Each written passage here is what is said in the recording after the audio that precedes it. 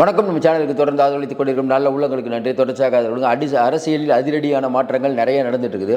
குறிப்பாக பார்த்தீங்கன்னா, முன்னாள் அமைச்சர் வைத்தியலிங்கம் போய் இன்றைக்கி திமுகவில் சேர போகிறதா ஒரு தகவல். இன்னொரு பக்கம் வந்து அமமுக எங்கே போகுது.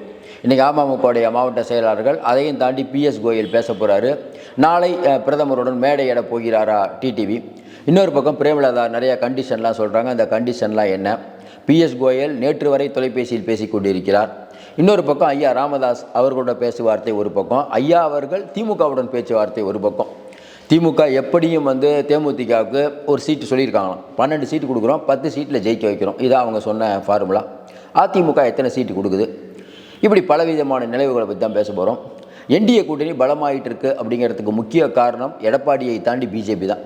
ஏன்னா பிஜேபி தான் இன்றைக்கி அமமுக, ஐயா, தேமுதிக இவங்களை உள்ளே கொண்டு வரதில் பிஜேபியுடைய பங்கு மகத்தானது. ஏன்னா அவர்கள்ட்ட அதிகாரம் இருக்கிறது.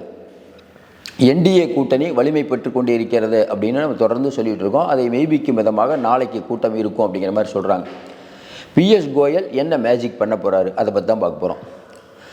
குறிப்பாக பார்த்தீங்கன்னா, இன்றைக்கி அமமுக ஒரு முக்கிய சக்தியாக தமிழகத்தில் பார்க்கப்படுது அரசியல் கட்சிகளால். ஏன் அவங்க வந்து தேமுதிகவுடன் நிற்கிறாங்க. நின்று 2.5% வாக்கு வாங்குறாரு தமிழ்நாடு ஃபுல்லாக. ஆனால் கிட்டத்தட்ட வந்து ஒரு 20 இடத்துல அதிமுக தோல்விக்கு காரணமாகிறார். பிஜேபியுடைய எண்ணம் இந்தியா முழுக்க என்ன நினைப்பாங்க அப்படின்னா, ஒரு ஓட்டுனாலும் அவங்க விட மாட்டாங்க. ஒரு சின்ன கட்சினாலும் அவங்கள உள்ளே சேர்க்கணும். அதுதான் பிஜேபியுடைய நோக்கம். அப்போ தான் ஜெயிக்க முடியும். எல்லா மாநிலங்களும் அதான் பண்ணிகிட்ருக்காங்க. அமமுக அப்படிங்கிற ஒரு கட்சியை இணைக்கிறதுல இன்றைக்கி வந்து பிஜேபி ரொம்ப முனைப்பாக இருக்காங்க. அதிமுக பிஜேபி விட்டு பிரிஞ்ச உடனே அமமுக போய் சேருது. இன்றைக்கி அதிமுக சேர்ந்துருச்சு, அமமுக வெளியில் இருக்குது. குறிப்பாக பழனிசாமி அவர்களுக்கும் தெரியும் அமமுக உள்ளே வந்தால் என்ன பிரச்சனை வரும்னு. ஏன்னா இப்போவே நிறையா முன்னாள் அமைச்சர்கள் ஒரு கலக்கத்தில் இருக்காங்க. ஏன்னா தினகரன் உள்ளே வந்தால் நம்மலாம் அவரை தினகரனை சேர்ந்து வெளியே அனுப்பினோம், நம்ம மேலே இருக்க கோபத்தில் நாளைக்கு உள்ளடி வேலை பார்ப்பார். இன்னொன்று, பிஜேபி தினகரனை கைக்குள்ளே வச்சுக்கிட்டு அதிமுகவுக்கு ஏதாவது குடைச்சல் கொடுக்கும் பின்னாடி அப்படிலாம் யோசிப்பாங்க. ஆனால் எடப்பாடி பழனிசாமிக்கு இருக்கக்கூடிய நெருக்கடி, தேர்தலில் ஜெயிக்கணும்னா இன்றைக்கி எல்லாரும் ஒன்றிணையணும். உள்ளேயும் சேர்க்க முடியாது. ஓபிஎஸ் அதனால தான் சேர்க்க மாட்டேன்ட்டார், சசிகலா அம்மாவும் சேர்க்க மாட்டேன். ஆனால் டிடிவி கூட்டணி கட்சி அப்படிங்கும்போது சேர்க்க முடியாது அப்படின்னு சொல்ல முடியாது. ஒரு கட்டாயத்துக்கு நீங்கள் பழனிசாமி வந்துட்டார். அது லாஜிக்காக எடுபடாது. பிஜேபி எங்கள் கூட்டணியில் வந்து எங்கள் கட்சி உள்ள நீங்கள் தலையிடாதீங்கன்னு பழனிசாமி சொல்கிறதுக்கு உரிமை இருக்குது. அதே போல் கூட்டணியில் யாராவது ஒருத்தர் சேர வரும்போது இவரை சேர்க்காதீங்க அவரை சேர்க்காதீங்கன்னா அப்படி எப்படி தாங்க கூட்டணி ஃபார்ம் பண்ணுறதுன்னு பிஜேபி கேட்கும். பழனிசாமி இதை ஒத்துக்கிட்டார். வரக்கூடிய தகவல்கள் இன்றைக்கி அமமுக விஷயம் கையெழுத்தாயிரும். இன்றைக்கி மாவட்ட செயலாளர்கள் கூட்டம். அங்கேயுமே அது அமமுக மாவட்ட செயலாளர்கள் சில பேர் கூட அதிமுக கூட்டணிக்கு போக வேணான்னு சொல்லிட்டு தான் இருக்காங்க. ஆனால் டிவிகே அப்படிங்கிற ஒரு கட்சியோட கூட்டணிக்கு போகணுன்னு சொல்கிறாங்க. ஆனால் டிடிவி தினகரன் என்ன முடிவெடுப்பார்? டிடிவி தினகரன் ஒரு தேர்ந்த அரசியல்வாதி. அவருக்கு தெரியும் அதிகாரத்தில் இருக்கக்கூடிய கட்சி எந்த எல்லைக்கும் போய் அவங்க பல வேலைகளை பண்ணுவாங்க. விஜய் பழைய மாதிரி இல்லை. விஜயோடைய ஜனநாயகன் படம் முடக்கிட்டாங்க, எப்போ வருதுன்னே தெரியல. கரூர் விஷயம், அவர் அடுத்து எப்போ பிரச்சாரத்துக்கு போவார்னே தெரியல. இன்னும் பெருசாக கலை வேலைகளெல்லாம் ஆரம்பிக்கலை. அப்போ டிவிகேவுக்கு மக்கள் ஓட்டு போட தயாராக இருந்தாலும் அந்த ஓட்டு வந்து பொட்டியில் விழுமாங்கிறது சந்தேகம். அந்த அளவுக்கு அவங்கள முடக்கி பண்ணி வச்சுருக்குது பிஜேபியும் திமுகவும். அப்போ அந்த கூட்டணிக்கு போனால் நமக்கு கொஞ்சம் ஸ்கோர் பண்ணுறது கம்மி. இன்னொன்று, அங்கே போனால் சீட்டு கிடைக்கும், நோட்டு கிடைக்காது, பவர் இல்லை. அப்போ வெளிப்படையாக டிடிவி தினகரன் இதெல்லாம் யோசிச்சு தான் இன்றைக்கி ஒரு முடிவு எடுப்பார். நமக்கு தெரிஞ்சவர் வந்து என்டிஏ கூட்டணிக்கு போகிறதுக்கான வாய்ப்பு இருக்குது. 7 சீட்டு கொடுப்பாங்கங்கிற மாதிரி சொல்லப்படுது. அதையும் தாண்டி ஒன்றிய அமைச்சரவையில் ஏதாவது ஒரு இடம் கிடைப்பதற்கான வாய்ப்பும் அவருக்கு இருக்குது. அதனால் டிடிவி தினகரன் இன்றைக்கி வந்து என்டிஏ கூட்டணிக்கு போகிறது ஏறக்குறைய உறுதியாடிச்சு. நாளைக்கு அவர் இதில் கலந்துக்குவார். இன்னொன்று, எப்படி வந்து பிஜேபி எடப்பாடியோட நேரடியான ஒப்பந்தம் போடாமல் இப்போ வந்து நீங்கள் வந்து கூட்டணி ஒப்பந்தம் போடணுன்னா இப்போ அன்புமணி போய் எடப்பாடியை சந்தித்தது உங்களுக்கு தெரியும். ஆனால் இவர் வந்து நம்ம டிடிவி தினகரன் போய் நேராக அமித்ஷாவையே சந்திப்பார், மோடியே சந்திப்பார் நாளைக்கு. அதாவது பிஜேபியுடன் இவங்க கூட்டணி அப்படி ஒரு கணக்கு போகும். பிஜேபிக்கு கொடுக்குற தொகுதியில் அமமுக நிற்கும். இதான் இப்போ போட்ட ஒப்பந்தம். ஆனால் அரசியல் புரட்சியில் அப்படி இப்படின்னு பார்த்து தேர்தல் நெருக்கத்தில் ஓட்டு போட்டு தான் ஆகணும். தேர்தல் நெருக்கத்தில் பழனிசாமி தனியாக, டிடிவி தினகரன் தனியாக அப்படி நிற்க முடியுமாங்கிறது நமக்கு சந்தேகம். ஏன்னா அதிமுக விஜயகாந்த் கூட்டணிக்கு வரும்போது உங்களுக்கு தெரியும், ஜெயலலிதாவை போய் பார்த்தார் விஜயகாந்த். ஆனால் அதற்கு பிறகு 2 பேரும் ஒரே மேடையே போடலை. ஏன்னா ஜெயலலிதா அவங்க எப்படி இருப்பாங்கன்னு நமக்கு தெரியும். விஜயகாந்த் ஒத்துழைக்க மறுக்கிறார். 2 பேரும் ஒரே மேடையில் இருந்ததில்லை. ஆனாலும் அந்த கூட்டணி பெரிய வெற்றி பெற்றது. இதான். அப்போ டிடிவி தினகரனுக்கு அமமுக வேலை செய்வாங்க, ஆனால் அதிமுக வேலை செய்ய மாட்டாங்க. அதே மாதிரி பார்த்திங்கன்னா பழனிசாமி அதிமுக நிற்கக்கூடிய தொகுதியில் டிடிவி தினகரன் ஆட்கள் வேலை செய்ய மாட்டாங்கன்னு இப்போ ஒரு விஷயம் பரவுது. ஆனால் வந்து அது கடைசி நேரத்தில் சரியாயிடும். ஏன்னா ஒரு கூட்டணிக்கு போயிடணுன்னா அது ஜெல்லாயிரும். அதெல்லாம் பேசாமலாம் இருக்க மாட்டாங்க. இன்னொன்று, அமமுக இருக்கவங்களும் அதிமுக இருந்தவங்க தானே. திமுக ஓட்டு போடுறது பிடிக்குமா, அவங்களுக்கு வந்து இதுக்கு பிடிக்குமா? அதனால் அவங்களுக்கு நல்லா தெரியும். ஒருவேளை அதிமுக அகேன்ஸ்டாக அவங்க வேலை பார்த்தாங்கன்னா நம்ம நிற்கிற தொகுதியில் அதிமுக எதிர்த்து வேலை பார்க்குங்கிறது அவங்களுக்கு தெரியும்.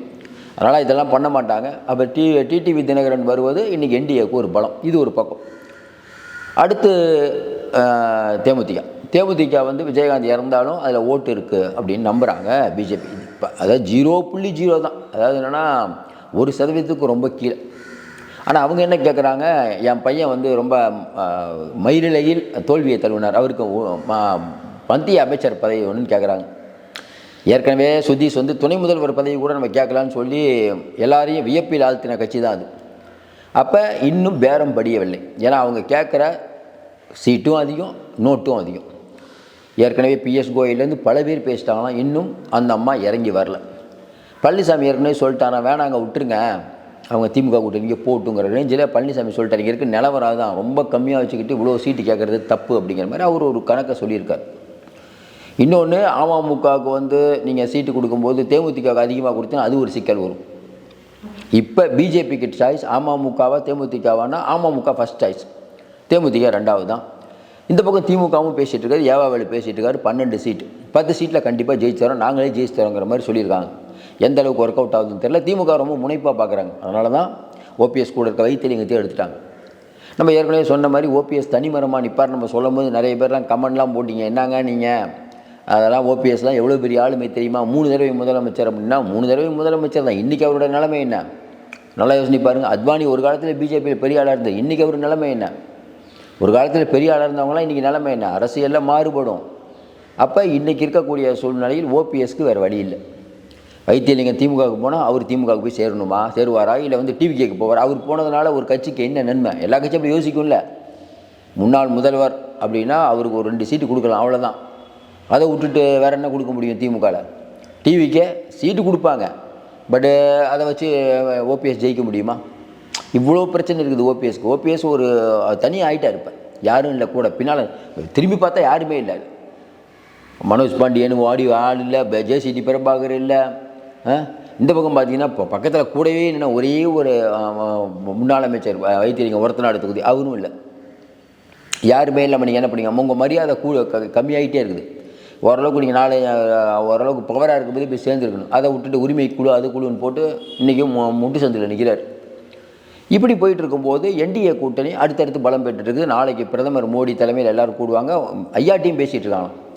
ஒருவேளை ஐயா வந்து தேமுதிக வந்து இல்லை, ஐயா வந்து தேமுதிக கூட வேணாம், ஐயா வந்து அமமுக ஏற்கனவே புதிய தமிழகம்ல ஆரம்பித்த அந்த பழைய கூட்டணி மெயின்டைன் ஆச்சுனாவே அது ஒரு பெரிய மெகா கூட்டணியாக இருக்கும். திமுக அவ்வளோ சுபத்தில் ஜெயிக்க விட மாட்டாங்க, அது பெரிய கூட்டணியாக இருக்கும்.